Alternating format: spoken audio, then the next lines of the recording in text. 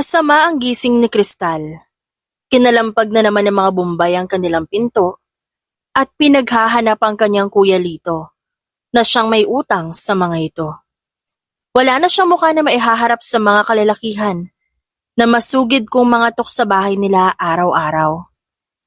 Pasensya na talaga sir, wala pang pera si kuya eh. Balik ako bukas ha, dapat may pera na. Ilang buwan na utang nyo? Opo, kakausapin ko si Kuya Lito. Sa susunod baka meron na. Pailing-iling na umalis ang lalaki. Natawa ang kapitbahay niyang matanda. Magbayad na kasi kayo, Kristal. Wala pang pera, Nay. Sagot naman niya rito. Yan kasi. Kayo talaga ng kuya mo parehong-pareho. Mga baon sa utang. Nay naman. Kapag may pera naman kami, nagbabayad naman kami. Sige na ho, papasok na ako ng trabaho. O sige, mag-iingat ka. Naghanda si Kristal habang iniisip kung paano ibabudget ang susweldohin niya ngayong araw. Ang minimum niya, 414 pesos. Kung kasama na ang tip sa pag-waitress, siguro aabutin din na higit 500 ang pera sa buong araw na pagtatrabaho. Wag lang sana magkaaberya at manugod yung pinagkakautangan niya ng 20 mil noong nakaraang buwan. Namasukan siya bilang taga-deliver ng grocery sa subdivision, sakay ang lumang bike. Hindi niya inaasahan na makakasagi siya ng kotse habang papasok sa lugar. Kailangan niyang bayaran ng pagpapaayos doon, kaya pikit mata siyang nanghiram sa kilalang siga ng kanilang distrito. Sobra-sobra kung mangubra ng utang ang lalaking yun. At walang sinasantong pulis, kaya alam ni Kristal na kapag sumobra ang arte niya, baka atay na ang kunin sa kanya sa susunod na magkita sila. Malaki-laki pa naman ang kulang niya. Kuya Lito, yung Bombay mo hinahanap ka. Bayaran mo na kahit kalahati lang oh. Sigaw niya sa nakatatandang kapatid. Busy ito sa pag-aayos ng makina. Oo na, ako nang bahala doon. Gusto mo ba ayatid na kita? May gas ka? Seryoso? Excited na tanong ni Kristal. Wala. Hihingi nga sana ako sa ng panggas para makabiyahe ako ngayon. Pasobrahan mo na rin na 100. Bibili ako ng pangmerienda kasi di pa ako makain mula kagabi. Kuya naman, pamasahe ko pa pauwi tong pera ko eh. Aniya nang napapakamot sa pisngi. Sasahod ka naman agad mamaya. Sige na, nagdodamot. Kahit kailan di naman ako nagtipid pagdating sa'yo. O ayan, pwede na yan, 200, wala na akong pera ah. Ngumisi ito sa kanya. Very good. Siya nga pala, ilan na lang ang kulang na utang mo kay Delphine? 10,000 na lang. Nasa na nga pala yung resibo ng last na bayad ko kuya? Nasa drawer. Imposible namang mawala yun kaya hanapin mo na lang. Basta mag-iingat ka kasi ang sabi, galit si Delphine dahil tinakbo ng live-in partner ngayon nag-iisang Rolex sa safe nila. Usap-usapan ng marami yun. Kaya baka maningil ng boss si Tukmol dahil sa galit. Naningkit ang mga mata ni Kristal. Huwag kang mag-alala kuya. Asin na nga lang inuulam ko para lang mabayaran ko agad yung utang ko sa kanya. Ayos na ba yung motor mo? Tara na, alis na ako. O sige, teka lang. Pumasok si Kristal sa loob ng tricycle at nagmuni-muni sa kanilang sitwasyon ng kanyang kuya Lito. Maaga silang nawala ng mga magulang. Dahil nasama sa first batch ng tukhang ang mga yon. Naiwan sila sa kalsada na walang ibang kakampi kundi ang isa't isa.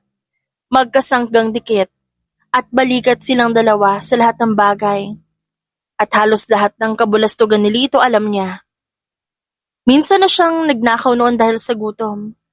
Nadakip sila ni Lito at ipinasok sa sistema pero hindi nila kayang tagalan ng patakaran sa loob. Pagtungtong ni Lito sa wastong edad, umalis sila ng institusyon para maghanap ng matitirahan sa malayo. Naranasan na nilang maging palaboy at kung tutuusin, ngayon lang naging maayos ang kanilang buhay.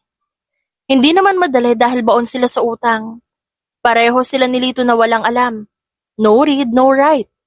At halos, hindi makapasok sa matinong trabaho dahil hindi tuwid kung mag-English. Nakarating na tayo, hoy. Pagpukaw ni Kuya Lito sa kanyang pansin, Asar ka, kuya. Hindi ka naman nagpagas eh. Ibalik mo na lang yung 100 ko. Ipang merienda mo na lang yung iba. Binigay mo na, babawiin mo pa. Pinitik nito ang kanyang noo. Pumasok ka na doon. Mag-ingat ka mamaya ha, basta makapagbayad ka kay Delphine. Sa akin mo idadaan. Huwag kang papasok sa compound nila. Baka mapano ka pa. Hindi naliligo ang mga tao nakatira doon. Natawa naman siya. Uy kuya, ikaw nga rin, di naliligo eh. Nang judge ka pa ng kauri mo. Gaga. Pumasok ka na ron, bago pa kita pitikin ulit sa noo. Tumalon siya pababa at tiningnan ng resto kung saan siya magtatrabaho magdamag. Huminga ng malalim si Kristal bago pumasok sa loob. Bumungad sa kanya ang mura ng may-ari nitong kainan. Tang-ina ka. Di ba sabi ko watermelon? Ano to? Di ka nagbabasa sa listahan? Sorry po sir, nagmamadali ako kanina sa supermarket kasi ang sabi nyo, gagamitin na yung mga sangkap. Nanginginig na sagot ni Maris, ang kasamahan nila. Pwede naman magmadali na hindi nagiging tanga. Tingnan mo to. Paano yun ngayon? Anong gagawin ko sa manggang to? Saan ka nakakita ng knickerbocker na may manggang hilaw, ha? Engot! Umismid si Kristal at tumabis sa kanilang dishwasher na si Manang Lydia. Mapuputol na yung litid ni Sir sa leg, kakasigaw niya. Kung nagutos na lang siya ng tao imbis na gumawa dyan, baka nakahanap pa sila ng paraan. Hayaan mo. Para mamatay ng maaga ang sugapang yan. Ang haba ng listahang binigay niya tapos 2 oras nang binigay niya kay Maris para mamili. Anong tingin niya?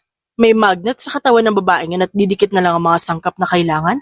Tapos didiretso na lang ng cashier para magbayad? Napalunok si Kristal. Nagpipigil siya ng tawa dahil sa sinabi nito. Hoy Kristal, saad ng matanda sa labas. Ano po? Hoy, lumabas ka nga dito. Ang dami-dami niyo, wala namang tao sa loob. Dito ka sa labas, mag-abang ka ng mga customer. Igihan mo sila papasok. Mag-greet ka ng good evening. Sir and ma'am, welcome po. Di yung tatayo-tayo ka lang dyan. Ay, sige po, gustong-gusto ko yan. Sabi niya kahit pa malayo doon ang kanyang loob. Nagmistula siyang mascot sa labas ng resto. Madilim sa kinatatayuan niya at dinagsapa siya ng maraming lamok. Binati niya ang lahat ng mga papasok, kahit pa ang karamihan, nabibintuhan kung bakit nakaabang siya sa labas. Kristal? Hi! Bati ng kapitbahay niyang babae. Sexy ito sa suot nitong kapit na kapit. Sa katawan. Nakahawak din ito sa isang matandang lalaki. Kita-kit sa atin mamaya ha. She's my neighbor nga pala. Nag-aaral yan like me. Masipag nga eh. Kasi sumasideline pa rin. She's a nursing student. Tiningnan ni Kristal ang babae. At pagod na nagunat ng mga binti. Luka-luka yung babaeng yan ah. Kung ano-ano ang pinagsasabi para lang kunwari mayaman. Teknik yun para makabingwit ng maperang lalaki. Pang ilang beses na bang nagpunta ng resto ang babaeng yun. Miss, nandyan ba si Kristal Asuncion sa loob? Tanong ng isang estranghero. Babae. Maya-maya, may lalaking lumapit. Napapalibutan nito ng 2 pang lalaki. Lahat ay brusko at mukhang gangster. Ano pong kailangan niyo sa kanya? Pinadala kami ni Delphine para maningil. May utang na 18,000 yung babaeng yun. Nandyan ba ang boses sa loob, kami nang kakausap? Magka-cash advance kami para kay Kristal. Naku naman, lagot. Aniya sa isip. Hindi pumapayag ang amo nila dito sa cash advance dahil marami ang hindi na bumabalik. Alam niya na walang makukuhang pera ang mga utusan ni Delphine at baka matanggal pa siya sa trabaho dahil sa pagdadala ng gulo sa kainan. Paano po kung wala siyang pera? Sigurado kami, yung boss niya meron. Sila na bahala mag-usap. Basta hindi kami aalis hanggat wala kaming perang natatanggap. Kung ganun po, pasok na lang po kayo sa loob. Hindi po ba namumukhaan ang Kristal na yon? Hindi. Kaya kami nagtatanong eh. Nautusan lang kami. Kaya sige na. Sabihin mo kung nasan siya. Nasa loob po ng opisina ng amo namin. Naglilinis. Siya ang nakatoka doon ngayon. Dumiretso na lang po kayo sa loob. Sagot niya bago nag-iwas ng tingin. Sige, may salamat. Pag-alis ng tatlong lalaki, agad na sumunod si Crystal para kunin lahat ng gamit sa loob. Nagmamadali siya at walang paki sa kahit sinong mabangga. Crystal naman, mag-ingat ka nga! Sigaw ni Maris. Pasensya na, padaan ako. Narinig niya ang malakas na kalabog mula sa opisina ng kanilang amo. Kasunod ng bulyaw ng matanda. Utang ina mo, Crystal! Lumakyat ka dito! Ano tong gulong dinala mo sa negosyo ko? Pumaripa siya ng takbo. Walang lingon na iniwan ang kainan at pumara na masasakyan sa kalsada. Walang gustong huminto dahil mag-aalas 10 na ng gabi. Hindi niya naman afford ang sumakay sa taxi kaya tinibayan niya ang loob at nag-umpisang tumakbo. Hoy, Crystal! Sigaw ng isa sa mga lalaki naghahanap sa kanya. Tumigil ka! Kapag di ka huminto, makakatikim ka sa amin. Isusumbo ko kayo kay Kuya Lito. 10,000 lang balansi ko, ba't 18,000 pa rin ang bilang nyo? Niloloko nyo yung tao eh. Mukha ba kami nagbibiro? Si Lito mismo nagsabi kay Delphine na wala kang pera. Hindi ka man namin kilala, pero yung kuya mo, barkada namin yon. Kalaro namin sa sugal. Bumilis ang mga paa ni Crystal. Hindi niya nagustuhan ang pahiwatig ng lalaking yon. Para bang gusto nilang palabasin na isahan siya ng kanyang kuya. Malabong mangyari yon. Lokohin na nila ang lahat, hindi ang isa't isa. Yun ang pangako nila. Tumigil ka sa amin, pag-usapan natin na maayos to. Ayoko! Alam ko kung anong gagawin nyo! Sigaw niya bago itinumba ang balde na basurahan sa tabi. Nakita niya ang subdivision sa malapit. Manong, nandyan po ba si Mrs. Reyes sa loob? May ipinabili po kasi siya sa akin sa pharmacy. Gamot para sa naninigas niyang tuhod. Oh, Crystal, ikaw pala yan. Halika, sige pasok ka. Buti naman na tagawi ka ulit dito. Oo nga po eh. Pagpasok sa loob, agad siyang nagmadali papunta sa malapit na bahay. Narinig pa niya ang usapan ng mga gwardiya sa likod. Hoy, Nestor, kumusta naman ang trabaho kina Delphine? Ayos lang, teka. Yung babae nga doon nakapasok. Siya yung pinag-aanap namin. May atraso yan. Sinalubong siya ng isang malaking truck. May idea ang namuo sa kanyang isipan. Kung may nagpa-deliver ng gamit, ibig sabihin may gising pa sa oras na ito. Sinuyod niya gamit ang tingin ng kahabaan ng kalsada. Nakita niya isang malaking box sa harapan na nakabukas na gate. Agad niyang sinunggaban ng pagkakataon at binuksan ang laman ng kahon. Nakita niya isang metal na tila laro ang robot. Kinuha niya ito at mabilis tinapon sa malaking basurahan bago nagtago sa loob mismo ng box. Nanginginig ang kalamnan niya nung marinig ang mabilis na yabag ng mga lalaking humahabol sa kanya. Huminto ang mga ito sa tabi mismo ng kahon at ramdam niya ang dahan-dahang paglapit nila. Pigil hininga siyang naghintay ng himala sa loob. Excuse me, anong kailangan niyo? You're standing over my package. Magtatawag na ba ako ng security guard o aalis kayo ng kusa? Sir, pasensya na po. Doon na kami. Paalam ng isa sa mga gangster bago umalis.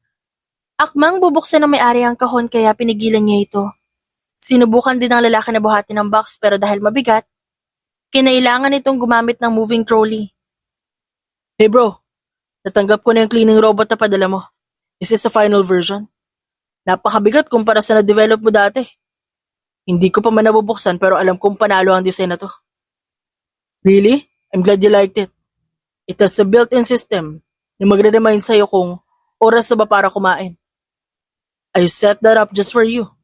Para naman di ka magka-ulcer sa pagpapalipas mo ng gutom.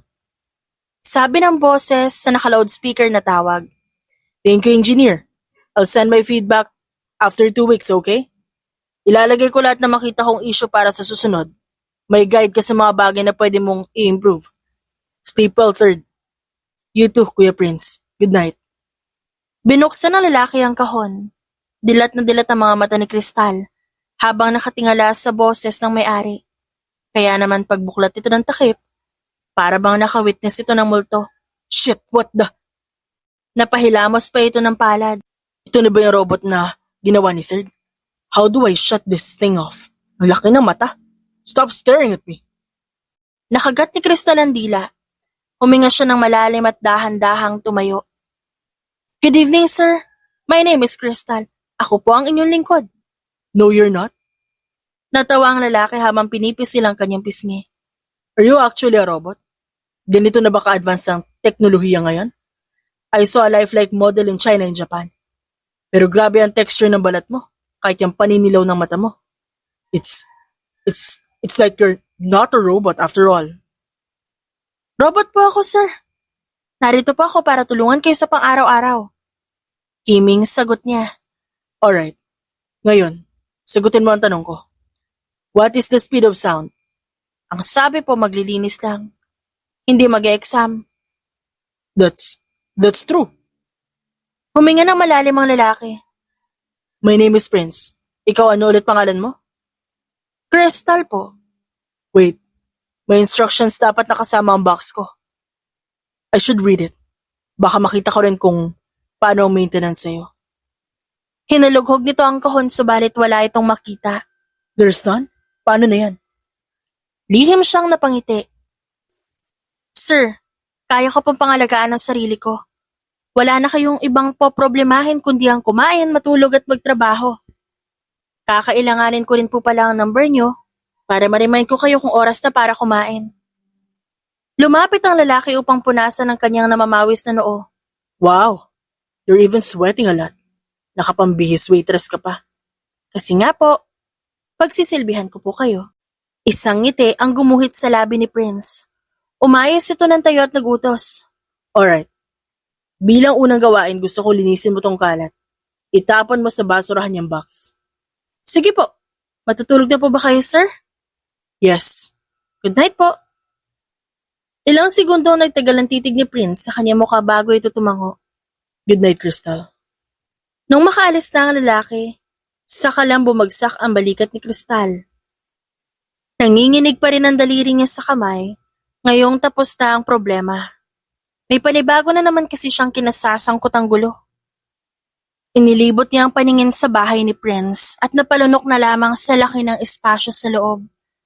Nagpasya siya na magpanggap na robot, habang hindi pa siya sigurado kung talaga bang niloko siya ni Kuya Lito. Sa kabilang banda, pinapanood ni Prince ang CCTV footage sa gate kanina. Nakita niya ang ginawang pagtapon ni Crystal sa cleaning robot na binigay ng kanyang kapatid, bago nagtago sa loob mismo ng kahon. Hinahabol ito ng 5 tao. 3 nakabihis sibilyan at 2 na gwardya mismo nitong subdivision. Di kayo magnanakaw ang babaeng yan. Wala sa mukha nito ang pagiging kriminal. Pero alam niya na hindi naman nasusukat sa itsura ang kaitiman ng budhi ng isang tao. Tiningnan niya ang real-time footage sa sala at nakita niya ang babaeng nakayakap sa sarili habang nakahiga sa sofa. Gusto niya itong bigyan ng kumot pero ang akala na babae iniisip niyang robot ito. It would ruin his fun kung hindi siya sasabay sa gusto nitong mangyari. This woman dares to lie on his face. Susukatin niya kung hanggang saan naabot ang kakapalan ng mukha nito. Kinabukasan, nagising si Prince na may nakahanda ng almusal sa kusina. Good morning, sir. Hindi ko po alam kung ano gusto niyong kainin sa umaga, kaya kung ano po yung nasa ref niyo, yun na lang niluto ko. May lugaw po tayo, piniritong itlog, tapos kape naman po bilang panulak niyo. You're a cleaning robot. How ka marunong ka rin magluto? Sarkastikong tanong niya. Nakaprogram po ako para alagaan at pagsilbihan kayo. Parte po ito ng gawain ko. Paano kung may lason pala ito? Sasamahan ko rin po kayong kumain kung gusto niyo. Napairap siya. Wow, kumakain na din pala ang robot ngayon. Opo, AA ngayon gumagawa sa trabaho ng ilan eh. Kaya hindi malabong kumakain ng mga robot ngayon.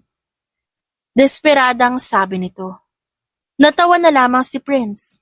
Okay then, umupo ka na't sabayan mo ako mag-almusal. Kaya mo bang mag-play ng ASMR o mukbang sa palad mo? Manood tayo gamit ang hologram habang kumakain. Nag-enjoy si Prince habang pinapanood kung paano mamawis ang mukha ni Crystal sa kaba. Nasarapan siya sa niluto nito kaya umiling-iling din siya maya-maya. Wag na pala. It will just ruin the mood. Masarap tong niluto mo, Crystal. Baka hanap-hanapin ko to. Nandito naman po ako. Huwag kayong mag-alala, sir. Magluluto ako lagi para sa inyo. Good. I want the windows clean and sparkling when I get back. Ayoko rin na may alikabok sa hagdan at ibabaw ng cabinet. Opo, sir. Kuha ko. Ngumiti si Prince bago inubos ang laman ng pinggan. I have to go. Ikaw lang may iwan sa bahay. Crystal, magpakabait ka. Maaasahan ba kita? Yes po, Sir Prince. That's great. Lumapit siya upang hawakan ang ulo nito. Napangiti siya sa lambot ng buhok ni Crystal. Good girl. Nahuli niya ang paglunok ng babae bago nag-iwas ng tingin. Umalis siya ng kusina at naghanda sa pagpunta ng trabaho. Itong bagong amo ni Crystal, masyadong iba sa lahat ng mga napagtrabahuhan niya dati. Malumanay ito magsalita pero may pagka-istrikto din. Kung papipiliin siya, mas gugustuhin niya pa itong si Sir Prince kaysa sa matandang may-ari ng resto. Nag-umpisa siyang maglinis sa kusina, bago dahan-dahang tinrabaho ang bahay paakyat. Ilang oras pa, agad niyang natapos ang gawain at pagod siyang umupo sa sofa. Wala siyang mahanap ng pambabaeng damit sa buong bahay. Wala ring palatandaan na minsan may itinirang babae dito si Prince. Wala tuloy siyang magamit na damit pamalit sa suot niya kagabi. Tinawagan niya si Kuya Lito habang nagpapahinga. Kuya, nasan ka? Ikaw ang nasan, Crystal? Ba't nawala ka nalang bigla kagabi? Pinaghahanap ka ni Delphine dahil sa utang mo. Kuya, 10,000 na lang yung utang ko, di ba? Ba't ang sabi 18,000 pa yung kulang? Nasaan na yung mga resibo natin? Ilabas mo kuya, ipakita mo sa kanila. Nawala yung resibo, Crystal. Hindi ko alam kung saan napunta. Baka may mapaghihiraman ka iba dyan. Mangutang ka na lang muna sa mga kakilala mo. Huwag yung isang bagsakan agad ang hihiramin mo, pa isa-1,000 lang muna. Hanggang sa mabuo mo yung 18,000. Napapikit siya. Kuya, magtapat ka nga. Ginamit mo ba yung perang binigay ko sa'yo? Yung tigda 2,000 na para sana sa utang na hiniram ko kay Delphine? Talagang pinag-iisipan mo ako na masama, Crystal? Kahit kailan di ako nagdamot sa'yo. Hindi nga. Pero hindi ibig sabihin nun gagamitin mo na lang sa kung saan-saan ang pera ko. Kuya, pinaghahanap na ako ng tauhan ni Delphine dahil sa'yo. Sus, ang OA nito. Ngayon lang yan kasi bad mood siya. Palipasin mo lang ang mga araw. Basta maghanap ka muna ng 18,000. Akong bahala sa kung sino manghihiraman mo. Bilis, bigay mo agad sa akin ha. Napalunok si Crystal. Ikaw na ang gumawa, kuya. Total, ikaw naman ang loko sa akin. Ang sabi mo hindi tayo mag-aaway sa pera. Pero kinukupitan mo na pala ako na hindi ko alam. Kala ko pa naman poprotektahan mo ko. Ikaw pa yata magsusubo sa akin sa bibig ng lalaking yon. Crystal! Pinatay niya agad ang tawag at nagpunas ng mata. Naganap siya ng may susuot sa labahan. Nakita niya ang mahabang terno ng pajama sa mga nakasampay. Napilitan siyang dalhin ito sa banyo para makaligo na. Sana lang hindi magalit si Prince sa kanyang pangingialam sa mga damit nito. Kuya, you must be joking. Komento naman ni Third matapos tingnan ng CCTV footage na inihanda ni Prince kagabi. Hinapon niya ang robot ko, hindi kami bati. I saved it. Binigay ko sa isang mga empleyado dito. I asked them to make an analysis for it. Para hindi na rin bias, kasi kapag ako gumawa, magagandang bagay lang isusulat ko. You know you can't do anything wrong in my eyes. Pasimpleng umirap ang kapatid niya. Ililihis mo pa yung usapan. It won't erase the truth. Nagpapasok ka na hindi kilalang babae sa bahay mo. Why is that? Kailangan niya ng tulong. I also asked someone to make a background check for it. Habang wala pang impormasyon, oobserbahan ko na lang muna siya. She's earnest, nagluluto, naglilinis. Kung ang kapalit ng tulong ko pagsisilbihan niya ako. I think that's fair deal. Hindi ko gusto na malagay ka sa kapahamakan, kuya. What is she going to do anyway? Isang hamak na waitress, nagpapanggap bilang robot. Hindi ba, tunog desperada yon? Masama mo. Ba't di mo sabihin sa kanya na alam mo ang totoo? Nagsinungaling siya imbes na sabihin ang totoo. Kailangan panindigan niyo yun hanggang sa huli. If she's willing to say sorry, baka pakinggan ko. But for now, I will wait. Pumasok ang kanyang sekretarya dala ang hile-hilerang damit. Sir, ito na po yung inutos niyo. May kasama bang apron niya mga yan? I want those with ribbons. They look cute. Napailing si Third kaya kinintatan niya ito. What? You like my style? Ewan ko sa'yo, kuya. Para bang may pet ka lang sa bahay na binibihisan. What? Sobra ka naman mag-isip niyan. Bukal sa puso ko ang tulong na to, okay? Yeah, right. You're my oldest brother. Kilala kita. Dagdag pa na isa ka negosyante. Kung may matinuman sa katawan mo, yan lang sigurong pagtubo niyang kuko mo. Anywhere else, you're abnormal. Ouch. Saad naman ni Prince sa kapatid at inirapan nito. Let's have a lunch together. Total, nandito na rin naman ako. Minsan lang tayo nagkakasamang kumain eh. Sure. Anyway, Gemma, pabalot ako ng mga yan. Remove all the tags. Palaban na rin natin. Yes, sir. Sagot ng sekretarya bago umatras para umalis. Inalalan ni Prince sa mukha ni Crystal kagabi at lihim na napabuntong hininga. Ang totoo niya na antig siya sa emosyong pinakita ng nangungusap nitong mga mata. People in his field don't show emotion like that. Bawal ang magpakita ng kahinaan. But that woman, showing her vulnerable state to him, may umahon tuloy na determinasyon sa kanyang puso. Para bang walang kung ano-ano'y minakasalubong siyang kuting sa daan na nangangamay, humihingi ng tulong.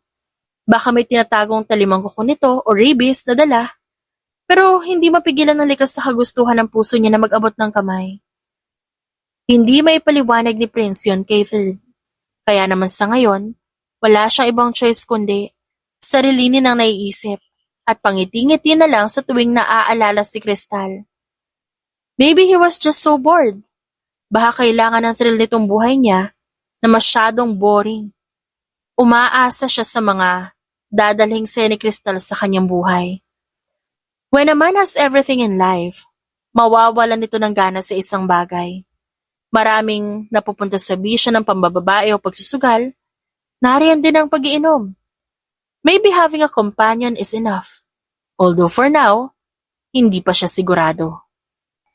Nagising si Crystal kinagabihan dahil sa pagdating ni Prince. Nakainom ito at mukhang pagod. Naparami ba yung inom mo, sir? Gusto mo bang sumuka o maliko? Ipaghahanda ko kayo ng maiinom. Tanong niya, noong makababa ito ng sasakyan. Di na, magpapahinga ako. Gusto ko lang ngayon matulog. My back is killing me. Masahin ko po, marunong ako. Oh really? Nagmamasahe na rin pala ang robot ngayon. Napayuko na lang si Crystal. Sana pala hindi na siya nag-abala. Natawa naman si Prince sa kanya. Well, since you offered, let's go inside. Inalalayan niya ang binata hanggang sa maupo sila sa sofa. Nagpaalam ito. Maliligo lang ako sa kabababa para sa masahe. Is that alright? Di ako komportable. Namamawis ako. Sige po. Hinintay niya ang pagbaba ni Prince. Sinuklay ni Crystal ang buhok hanggang sa dumating ang lalaki. Suot ito ang isang bathrobe. Can I tell you a secret? Panimula ng binata. May tinanggihan ako engagement kanina. Alam mo ba kung bakit? Robot po ako kaya hindi ko alam. Nasulyapan niya ang paghirap ni Prince, kaya agad niyang sinimulan ng paghilot sa likod nito. Bakit nga po pala? Because she doesn't like me. Hindi ko rin siya type. Pangit ba? Hindi sexy? Sa tingin mo ba talaga, yan lang ang hinahanap ko sa isang babae? Imposibleng nakukontento ka sa mabait lang. Well, okay. Gusto ko rin naman na magandang babae. Pero higit pa doon, I want peace of mind. Yung babae na tipo ko dapat chill lang, hindi party goer tapos maingay. Kontento na ako sa tahimik na usapan. Di naman siguro masama kung gusto ng iba na pumarty, di ba? Ikaw nga amoy alak kanina eh. Kinurot nito ang kanyang ilong. Iba yon. Di naman talaga ako mahilig sa alak eh. Para sa meeting, kailangan magpakitang tao at makisama. Ipinagpatuloy ni Crystal ang pagpisil sa balikat nito. Tiningala siya ni Prince. I'm not judging. May mga lalaki na gusto ng challenge sa buhay nila. Basta ako hindi. Pagod na ako sa trabaho pa lang. Okay. Tipid niyang sagot. So what about you? Anong tipo mo sa lalaki? Natawa siya ng bahagya. Robot nga ako, sir. Wala akong gusto. Yeah, right. Maganda nga siguro maging robot. Hindi napapagod. Anyway, paano ka nag-charge? Bawal po ipakita sa iba, sir. Really? Saan isinasaksak ang wire? Bawal nga po ipakita kung saan. Pribado po yun para sa amin. Hindi naman po kayo sinisilip sa banyo, di ba po? Di ko yun ginagawa. Whatever. Bukas dalan mo ako ng baon sa opisina. I want to eat home-cooked meals. Sawa na ako sa asin. Sige po. Yun nga lang, wala po akong ibang damit. Kasya naman sa'yo pajama ko. Gusto mo ganyan ka na lang pumunta sa opisina bukas? Magpapaskil ako sa mga dingding na don't judge para hindi ka pagtawanan. Gusto niyang kurutin ang tenga ng lalaking ito. Pinigilan niya ang sarili at tumikim. Maghahanap na lang po ako ng ibang damit, sir. Don't bother. May binili ang sekretarya ko para sa'yo. Bukas na maaga darating yun dito. You have enough time to get ready, Crystal. Napalunok na lamang siya at tumango. Opo, sir, tatandaan ko yan. Ilang saglit pa ng katahimikan tulog na ang binata. Inayos niya ang pwesto ng ulo nito para hindi magka-stiff neck saka tumitig sa mukha ni Prince. Para talaga itong prinsipe. Kung dalhin ng sarili. Mapagbigay at hindi pa madamot. Kung may pagkakataon na magkakilala sila sa mas maayos na paraan, posible kaya na magkagusto ito sa kanya? Madali para kay Crystal na mangarap na gustuhin ng isang lalaking gaya nito. Mayaman, stable ang buhay at mabait kahit papano. May tsansa kaya na lingunin siya nito kung magkasalubong sila sa daan? Ang umaga kinabukasan para kay Prince, masyadong boring. The meeting was a cycle of never-ending reports. Paulit-ulit na salita at bilang ng numero mula sa iba't ibang representative ng bawat department. Anong nasa isip mo habang nakikinig ka sa meeting, kuya? Tanong ni Third nung bisitahin siya nito muli. Mukhang malalim ang nasa isip mo eh. Nothing great. May binigay na impormasyon sa akin ng private investigator na nilapitan ko. My robot is clean. Sa ngayon, wala siyang problema maliban na lang sa tinatakbuhang utang. It's 18,000 pesos. So, problema niya na yan. You can honestly pay her for her work. Ang mangyayari, she will be your maid. Stop making fun of the woman. Baka mamaya niyan pagsisihan mo. Di naman ako yung nagsisinungaling. Siya. Kaya kung may dapat lumantad para humingi ng sorry, siya yon. I won't initiate it. Tinignan ni Third ang file sa mesa at binasa na maigi ang laman sa pahina. Mukhang mabait naman siya. Walang ibang dumi sa record maliban sa petty theft nung kabataan. I'm sure she's different now. Nagtangka pa rin siyang lokohin ako, Third. Oh, come on, kuya. Kailan ka ba naging perpekto? Alam ko masama ang nasabi ko sa kanya noong una. But then, nung banggitin mo na naglilinis siya, nagluluto, minamasahe ka kapag pagod, it's more than what a normal maid does. Baka naging desperada lang yung tao. Ang kuya niya, look, di maganda nakasulat dito. Maybe she's trying to escape from him as well. Maarting umirap si Prince. Whatever. Lahat ng tao dumadaan sa hirap. She's trying to fool me. Di sige, tignan natin kung ano mangyayari. Tandaan mo siyang lumapit sa akin. She can escape, but instead, naglagi siya sa bahay. Paano kung may masama pala siyang binabalak? Tumunog ang intercom at dumaloy ang boses ng sekretarya sa buong silid. Sir Prince, may babae po naghahanap sa inyo dito. May dala siyang lunchbox. Ang pangalan niya raw, Crystal. Let her in. Sagot niya sabay sulyap kay Third. Shut your mouth and watch the show. Mag-enjoy ka sa mapapanood mo. Pumasok si Crystal. Suot ito ang itim na bestida na pinatungan ng puting apron. Good afternoon, sir. Kumain na po kayo. You look great in that dress. Kumusta? Nagustuhan mo ba yung tela? Opo. Kakasya po pang 2 tao yung dala kong pagkain. Ihahanda ko na po ba to? Sumulyap din si Crystal kay Third. Nope. We're dining outside. Hindi na kita nasabihan kaya pasensya na. Ayos lang ba ko isama ka sa labas? Opo, sir. Kahit maulanan ka, okay lang? Waterproof po ang design ko. Great. Pahapyaw siyang umisi kay Third. This is T. Just call him Sir T. Hello po, Sir T. It's nice to meet you, Crystal. Sagot ng kapatid niya. Hindi niya sasabihin sa babae na ito, nakaharap niya mismo ang Third, na umimbento sa supposed to be cleaning robot na natanggap niya. Baka tumakbo ang babae oras na malaman yon, at hindi niya na makikita ulit ang mapagpanggap nitong muka. She's dumb but pretty. Para kay Prince, source of entertainment niya ang babaeng ito. Let's go to a nice location. Gusto kong ibida sa lahat ng robot ko. Nahuli niya ang paglunok ni Crystal kaya lihim siyang napangiti. Pagdating sa mamahaling restaurant, nakasalubong nila ang ilang kaibigan. Nagkayayaan na kumain sa isang private room kung kaya ang kaninang lunch for 3, naging lunch for 8 people na. Nabalot ng pagkabahala ang mukha ni Crystal, kaya napangisimuli si Prince. It's been a long time but maganda rin pala na mag-meet tayo every 2 years, Prince. You're awesome. Lagi kang napupuri ni Papa sa tuwing nag-aapunan kami. He wants us to be like you. Komento ng isang lalaki. That's funny. Ako nga to napapailing eh. You have all the right connections and bunch of skill na hindi typical sa opisina. Dude, you're out there chasing the limelight. Hindi ako ganun ka-extrovert. Sagot niya. Umismit si Third sa kanyang tabi, kaya palihim niya itong tinapik sa hita. Umatras siya para bumulong sa tenga nito.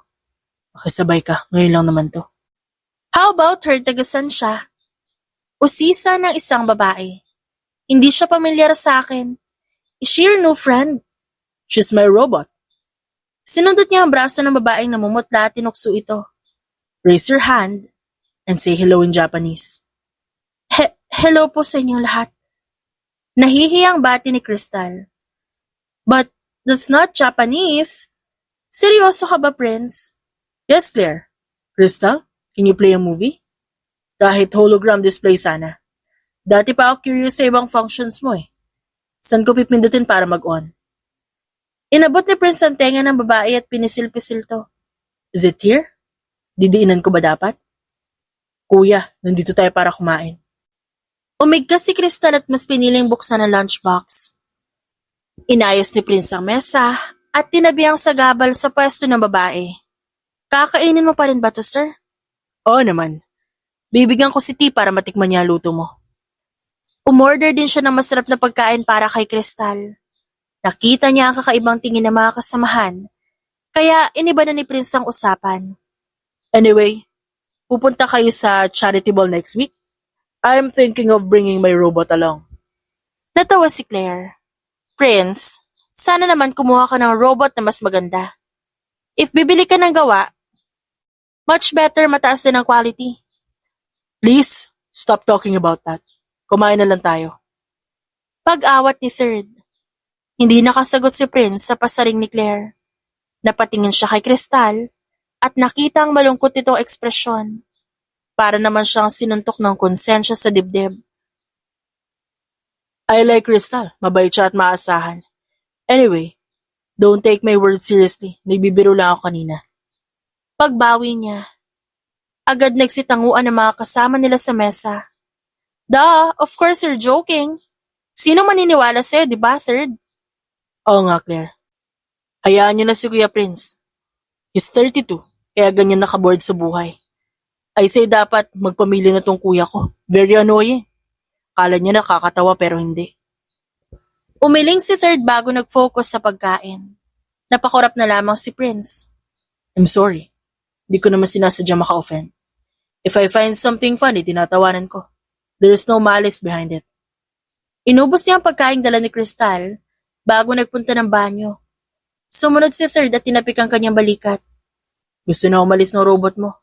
Uwi na raw siya pero sabi ko, ikaw ang dapat sabihan. Alam niya na ako si Third. It's all Claire's fault. No, it's your fault. Huwag mo nang pahabain ang pagpapahiya mo kay Crystal. I'm telling you, baka higit pa dyan ang pagsisihan mo. Umalis si Third pagkatapos noon at naiwan siyang tulala sa salamin. It was unfair.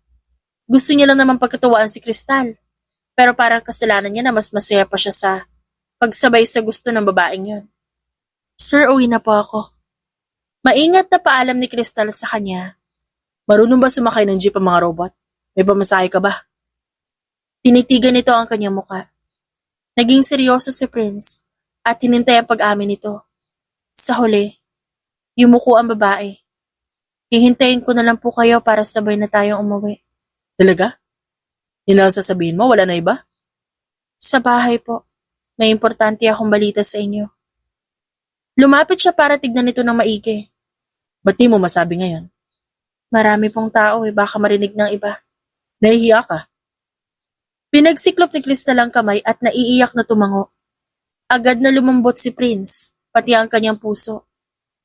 Huminga siya ng malalim at tumango dito. Alright, sige. Sa bahay Hihintayin ko yan. Nagpatiyo na siya sa paglalakad. Sumunod si Crystal sa kanya habang nakamasid ang mga kasama nila sa lunch kanina. May natanggap siyang tawag mula sa sekretarya. May urgent siyang tatrabahuhin sa ibang lugar, kaya hinayaan niyang mauna ang babae sa pag-uwi. Hinatid niya ito sa tulong ng company-designated driver. Titignan niya kung magbabago ang isip nito mamaya. Pag-uwi ng bahay, hindi mapakali si Crystal. Ang nakaharap niyang Sir T kanina, siya palang kapatid ni Prince na bumuo ng cleaning robot nito. Ibig sabihin buko na siya sa ginawang pagpapanggap. Nilinisan niya lahat ng duming makikita, dinampot niya ang kalat sa paligid, maging mga basura ay nilagay niya sa basurahan. Naghanda siya ng kape at snacks kung sakali mang umuwing gutom si Prince. Ang totoo ayaw niya lang magalit ang binata at ihatid siya nito sa police station.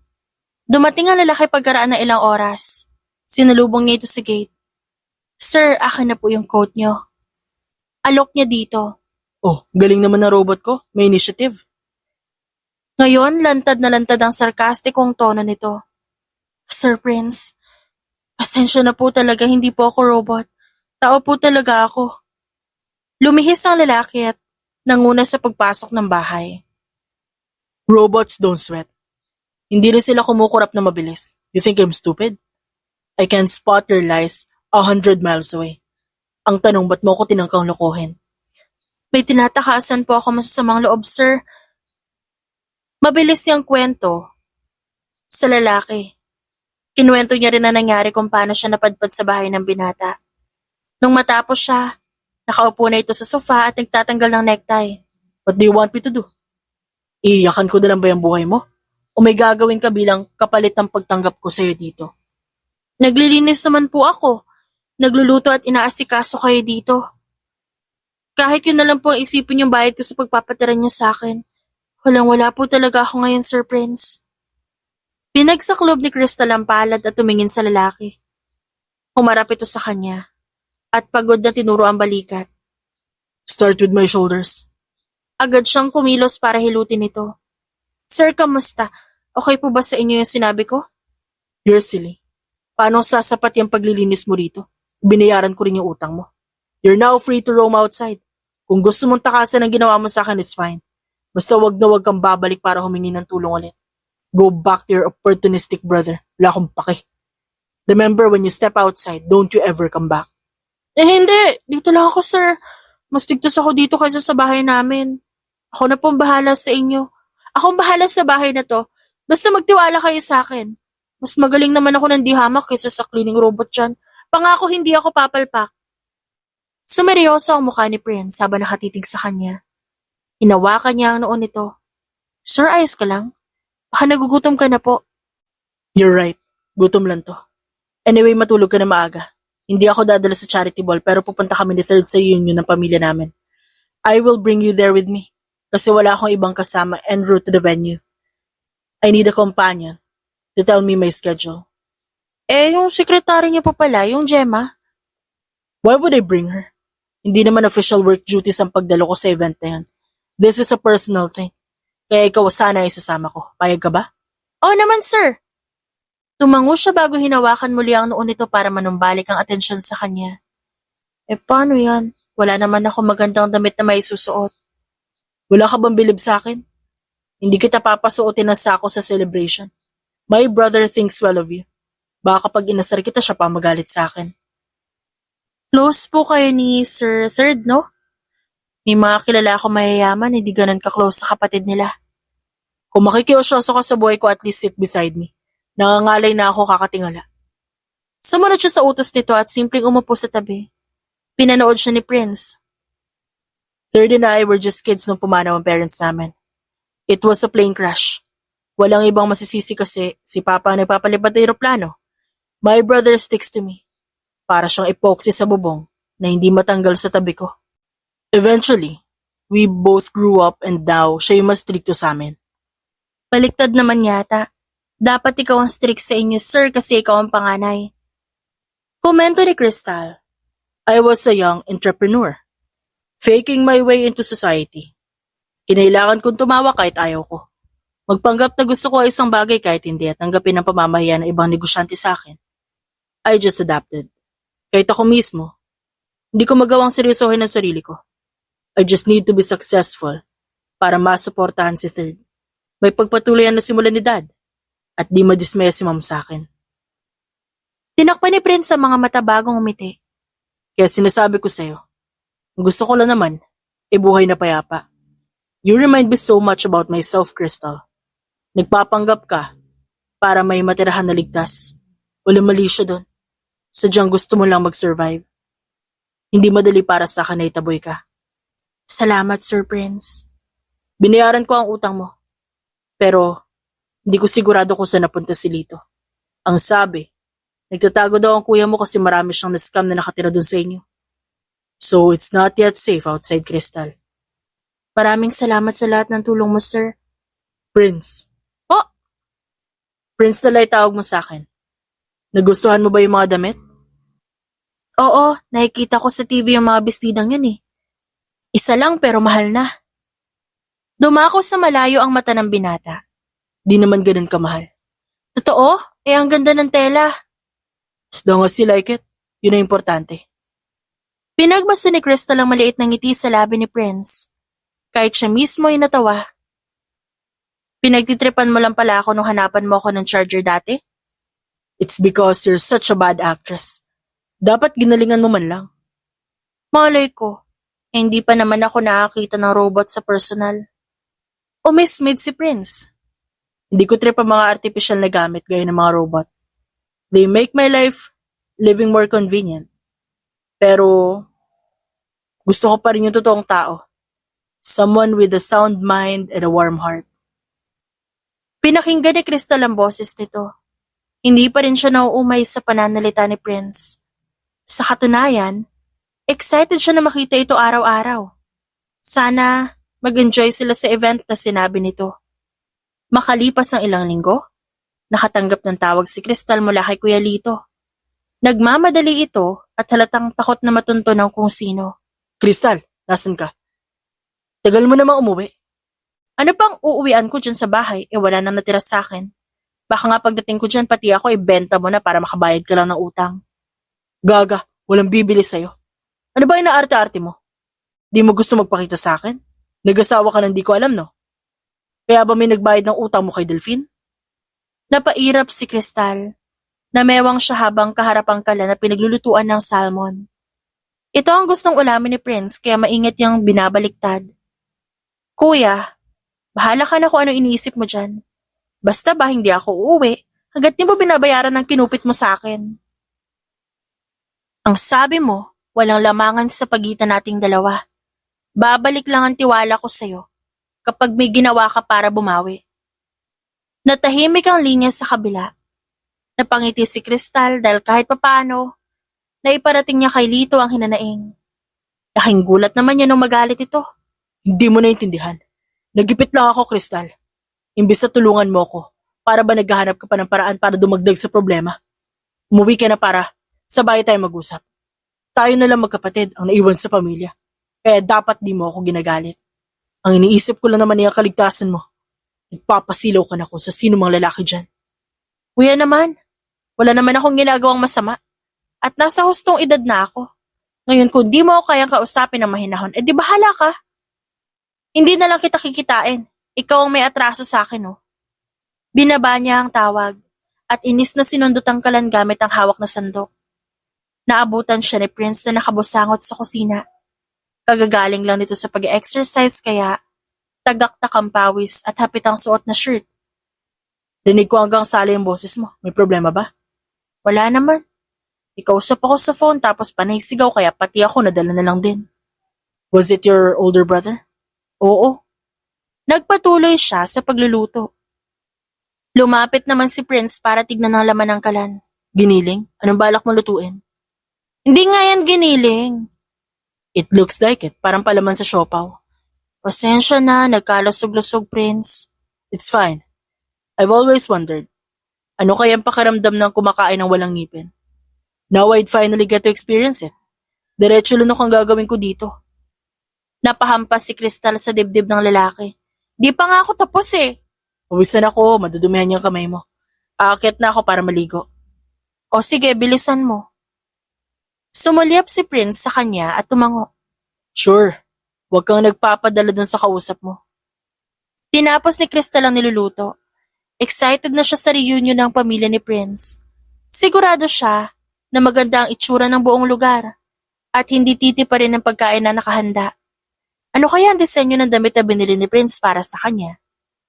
Pagdating ng event, unang bumulaga kay Prince ang kahabaan ng Long Island Beach, kung saan gaganapin ang party nila mag-anak. Suot ni Crystal ang pinasadya niyang pink floral dress at sandals na may ribbon na umabot hanggang binti. Ang ganda ng lugar na to, Prince. Hindi mo ba to yung dagat? Saad ng babae sabay tawa. Pinagmasdan niya excited nitong muka. Mamaya may fireworks display, kaya abangan mo. Sina tita, mahilig din sa palaro, kaya kapag nanalo ka sa games, tiyak may allowance ka na para sa buong taon. Prince, nasa si third? Tanong ng kanyang tito. Papunta na rin po siya. Tumawag ako at ang sabi ng partner niya baka na-stuck daw siya sa traffic. Yan talaga ang kapatid mo, kundi absent late. Hayaan niyo na si third tito, he's young. Umakbay si Prince kay Crystal at ipinakilala ito sa pamilya. Ito po si Crystal, she's my companion. Magandang araw po sa inyo. Oh Prince, You brought someone. Himala ito ah. Kantsaw naman ang tita nila.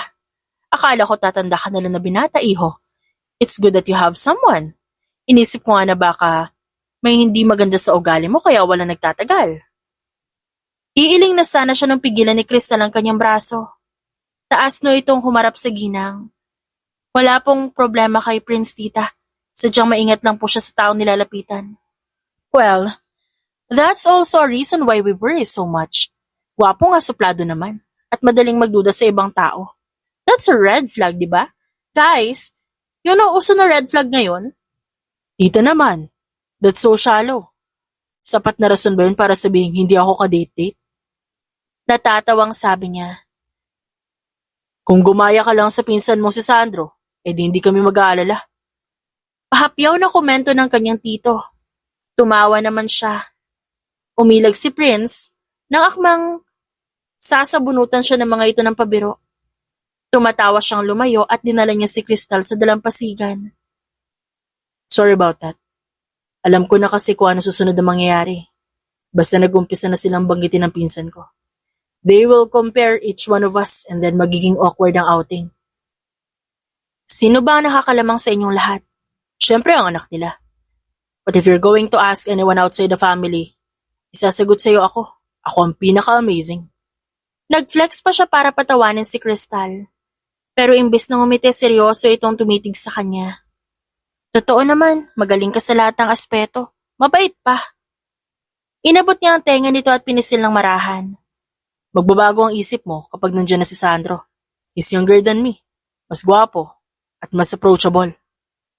Okay, ako ang huhusga mamaya kung tama ba sila. Halos ngumuso na lang si Prince nung marinig yun. No, he didn't want Crystal looking at anyone but him. Pakiramdam niya para siyang sinisilihan sa lalamunan. Makaraan pa ang ilang oras, nakompleto sila lahat sa dalampasigan. Nagsimula ang picture taking at pagbati sa isa't isa. Prince, my man! You good? Bati ni Sandro. Itagal kitang di nakita. Of course, busy ka sa lakad mo abroad.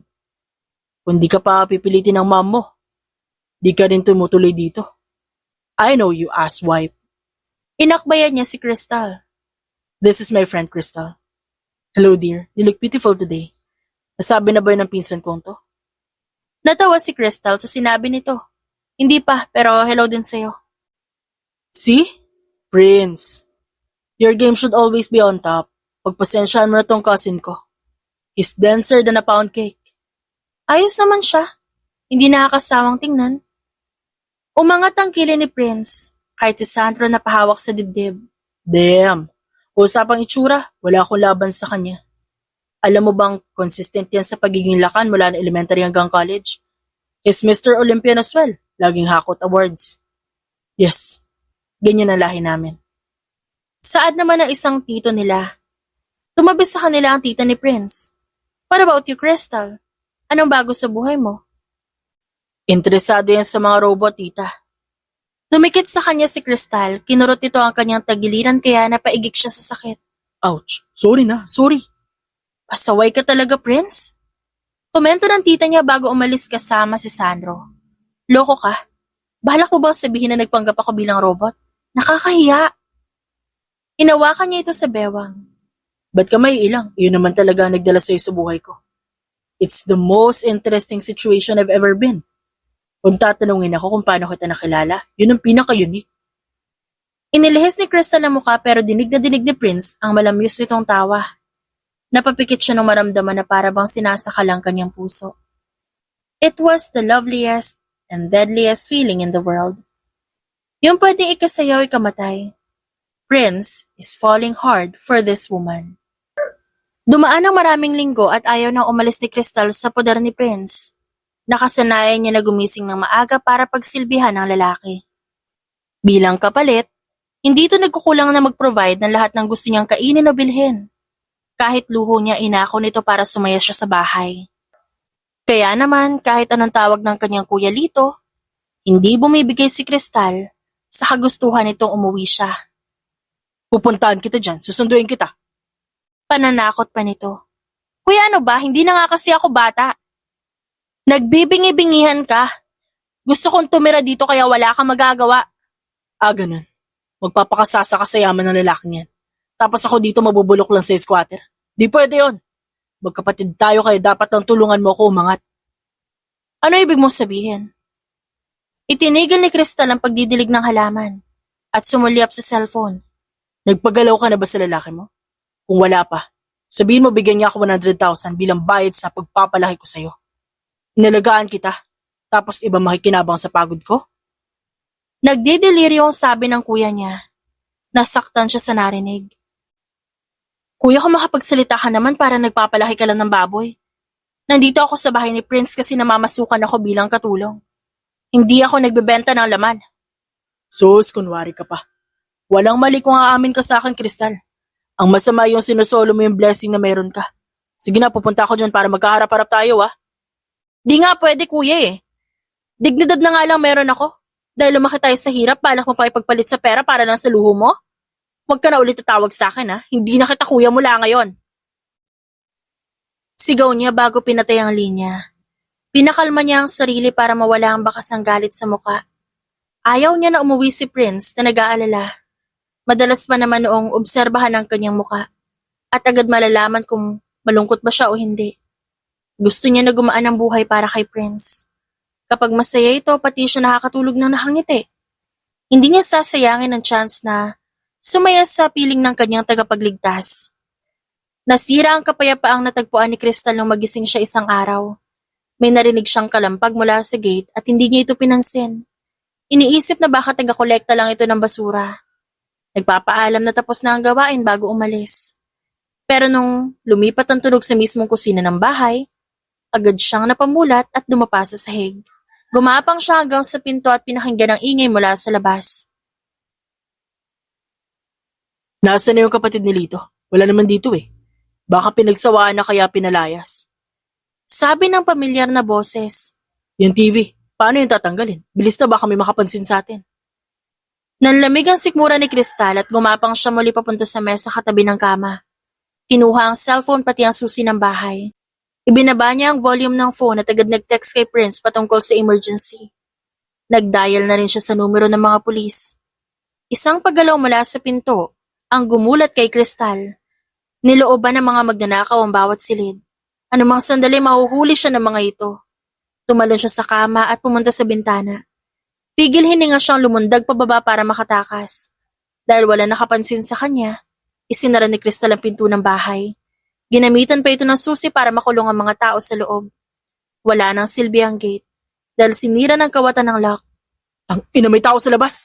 Sigaw ng isa sa mga magnanakaw. Sila rin ang humabol sa kanya noon. Ibig sabihin, hindi niya maaasahan ang gwardyang bantay sa entrance itong subdivision. Umugong ang isang putok ng baril. Tumakbo si Crystal hanggang makarating sa likod ng bahay. Nagtago siya sa puno at tinanggap ang tawag ni Prince. Crystal, nasan ka? Tell me you ran out of the house, please. Ligtas ka ba? Nasa likod ako ng bahay, Prince. Titignan ko may gagawin sila masama sa bahay mo. Baka magsimula sila na sunog eh. May susi ako. Bubuksan ko yung gripo kapag wala na sila. Bakit nandyan ka pa? Get the fuck out of there. Hayaan mo na lang yung bahay na yan. Kaya masunog pa yan, ungat-ngatin nila ang semento, wala akong pakialam. Basta baligtas ka lang, tumawag na ako ng mga pulis. Sumulyap siya sa labas at nang magtama ang tingin nila ng isang magnanakaw, isang putok ng baril ang pinakawalan nito. Dahilan para matumba si Crystal sa lakas ng tama sa kanyang balikat. Tinatagan niya ang loob, dali-daling tumakbo. Dala ng bugso ng adrenaline na kaya niyang lumayo ng ilang metro. Hindi naman nakakalayo ang lalaki dahil sinusundan pa rin siya nito. Crystal! Crystal! Sigaw ni Prince mula sa hawak niyang cellphone. Malapit na ako, pupuntahan kita. Tulong, Prince! Tulong! Umiiyak na sa niya bago binatay ang tawag. Sugatan ang kanyang balikat at umaagos ang masaganang likido mula dito. Naliligo siya sa pula. Walang parte ng balat niya ang hindi nabalot ng dugo. Kahit makita niya lang ang mukha ni Prince bago mawala, yun lang. Masaya siyang mamamatay ng walang hinanakit sa puso. Hindi maipinta ang mukha ni Prince habang nakaabang sa labas ng operating room. Nanginginig ang kanyang kamay at pakiramdam niya hindi siya makakatulog kailanman. Kung alam niya lang na mangyayari ang trahedyang ito, sana mas naging malupit siya sa mga taong umagrabyado kay Crystal. Dapat ipinakulong niya na ang Kuya Lito ng babae para hindi na yan makapamirwisyo sa kanila. Kung alam ko lang, Crystal, hindi kita tutuksohin. Bulong niya sa mga palad habang nakatingin sa krus na nasa malapit. Nagdasal siya. Dumating si Third kasama ang mga pulis. Kuya, kamusta si Crystal? May balita na ba? Wala pa. Tinatahi pa nila yung sugat niya. Ang daming dugo na wala sa kanya. Kung di siya mag-survive, Third, di ko alam ang gagawin ko. She's in my house. She's under my care. Responsibilidad ko siya. Hiningi niya ang tulong ko. Calm down. Wala may tutulong kung magagalit ka sa sarili mo. Dapat hanapin natin ang gagong nanakit kay Crystal, Kuya. Umahon siya sa kinauupuan at huminga ng malalim. You're right. Mobilize every connection you have. Third, please. Kailangan mahanap agad ang kuya ni Crystal. Sa palagay ko siya may kinalaman sa nangyari. Kakausapin ka ng mga pulis. Kailangan nila ng kopya ng CCTV footage sa bahay mo. Are you good? I will be. Oras na para mapanagot ang lahat ng sangkot sa nangyari kanina. Let's go. Kailangan paggising ni Crystal wala ng problema. Sa pagmulat ni Crystal, agad siyang nasilaw sa liwanag ng silid. Nakabukas ang ilaw, at kahit ang bintana ng pribadong kwarto nakaangat, para tuloy siyang kukunin ng mga anghel sa sinag ng araw. Nagising ang lalaki nasa tabi niya dahil sa ingay. Crystal, sa wakas, nagugutom ka ba? Gusto mo na mainom? Tumango siya at agad na tinanggap ang bote ng mineral water. Sinubukan niya magsalita pero tila tulog pa ang kanyang lalamunan. Uminom siya ng tubig. Ano, may masakit ba sa'yo? Yung eye bags mo, pwede ng isang lasa bigat. Stop joking. Seryoso nga, nahihilo ka ba? Ako ba yun nabaril o ikaw? Nangayayat ka, Prince. I don't care.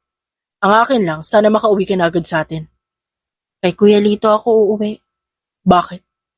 Hindi na maulit yung nangyari ng isang araw. I promise you, Crystal, lilipat tayo. Maghahanap ng mas safe na lugar pangako yan. Kaya nga sasama ako kay Kuya para hindi na maulit eh. Alam mo bang pumunta sila sa bahay mo dahil sa akin? Kung di ako tumawag ng pulis, aakalain pa ng lahat na kasabot ako imbes na biktima. Hahabulin ako ng mga kakilala ni Kuya kasi iniisip nilang may relasyon tayo. Huhututan ka hanggang maubos. Ayoko mapahama ka dahil sa akin. Nakahinga ng maluwag ang lalaki. Inayos ito ang buhok niya sabay ngiti. Hindi ka na nila mahahabol. Nakakulong na ang kuya mo dahil sa pagiging scammer. Marami siyang naloko kaya yun naging resulta. Nagtulong-tulong kami ni Third para matuntun siya agad. Gusto mo ba siyang kausapin? Naluha si Crystal habang hawak ang lalamunan. Ang dami mo nang nagawa para sa akin, Prince. Utusan mo na lang ako sa bahay mo. Gawin mo na lang ako katulong. O kaya alipin, tatanggapin ko yun. No, I love you, Crystal. Wala ko ibang gustong makapiling kundi ikaw. I'm willing to do everything you want. Huwag ka lang matakot na subukan ako mahalin. Just promise me this time, wala nang masasamang tao na makakalapit sa'yo. Desperadong wika ni Prince. Tumambol ng malakas ang kanyang puso. Makailang ulit siyang lumunok para magsalita pero walang ingay na lumabas. Tanging iyak lang ang kanyang naging tugon. Why are you crying? I'm sorry kung nabigla kita. Kagigising mo lang pero na-pressure kita agad. It's just that I was scared, Crystal. Akala ko talaga mawawala ka na sa akin. Hindi ko man lang nasabi sa'yo ang nararamdaman ko. Inabot ni Prince ang kanyang pisngi. Kukuha ako ng makakain mo Babalik ako agad. Pinigilan niya ang braso ng lalaki. Inabot niya ang palad nito at hinalikan niya ng taimtim. Umuwi na tayo agad, Prince. Nagkanta buhol-buhol na ang dila niya. Wala na itong nagawa kundi yumakap sa kanyang bewang. May tiwala siya sa kakayahan ni Prince. Kapag sinabi nito, talagang susunod ang aksyon. Ngayon niya lang muli naramdaman ang seguridad na may tao siyang masasandalan sa oras ng kagipitan. Magkasakit man siya, may taong mag-aalala. May Prince na nagmamahal sa kanya. Hindi naging madali ang mga sumunod na linggo para kay Crystal. May mga sandaling nanginginig siya kapag nakakarinig ng malalakas na ingay at ayaw na ayaw niyang maiwan mag-isa sa bagong bahay na tinitirahan kasama si Prince. Umabot sa puntong isinasama siya nito sa trabaho para hindi siya nag-iisa. Yung dispenser sa lobby wala ng tubig. Sabi niya sa nobyo, aalertuhin ko si Gemma. Anyway, baka nagugutom ka na ayaw mo na magsabi. O-order ako ng snacks. Iniwas niya ang mukha para itago ang ngiti. Naabutan niya ang nanunuksong tingin ni Prince mula sa refleksyon ng salamin. Kumindat ito bago bumalik sa pagbabasa ng dokumento. Kontentong pinanood ni Crystal ang kanyang nobyo. Pagsapit ng uwian, magkahawak kamay silang bumaba ng building. Nakasabayan pa nila ang ilang empleyado. Gusto mo bang bisitahin ng kuya mo? Kung pupuntahan ko siya, masisira lang peace of mind ko. Ipapahiya niya ako. Kasi kasama kita. Tapos siya nasa kulungan, kahit pa magkapatid naman kami. Kahit ang mga kambal may pagkakaiba, Crystal. Hindi porket magkapatid kayo, magiging okay na lang ang kasalanan ginawa niya sa'yo. Yun nga, ang hindi ko maintindihan kung ba't galit na galit siya. Kumasaya ako ngayon. Siya naman ang dahilan kung ba't ako nabaril. Ayoko na siya makita ulit, Prince. Okay, sa araw ng kasal natin, hindi siya invited. Pahapyaw siyang tumingin sa nobyo at ngumiti. Kasal I want that happy ending with you, Crystal. I love everything about you. Tumango siya at sumulyap sa mga bituin sa langit. Tila himalang may dumaang bulalakaw kaya agad siyang humiling. Sana, habang buhay tayong magkasama, Prince. Your wish is my command, my love. Kung may pinakamahirap man na spelling sa mundo, yun na siguro yung magiging takbo ng buhay. Isang araw sobrang saya. Pero kinabukasan, pinuno naman ng labis-labis na kamalasan. Nabubuhay ang bawat isa na may pangamba kung anong susunod na dala ng buhay sa ating harapan. Madaling sabihin na tayo mismo ang gumagawa ng ating kapalaran pero ang totoo, ang dami-daming aspeto na nakasalalay bago maging peaceful at contented ang isang tao. Hindi natin hawak ang isip ng ating kapwa na baka maging sanhi pa ng trahedya sa ating buhay. Sa panahon ngayon, mahirap magtiwala. Kahit ang kadugo pwedeng magtraidor o manakit. Kaya dapat ipagpasalamat kapag nakatagpo ka ng taong handang pumrotekta, magsakripisyo, at mag-develop alang-alang sa pagmamahal. Yun lang ang pag-aari ng tao na kayang lumalim.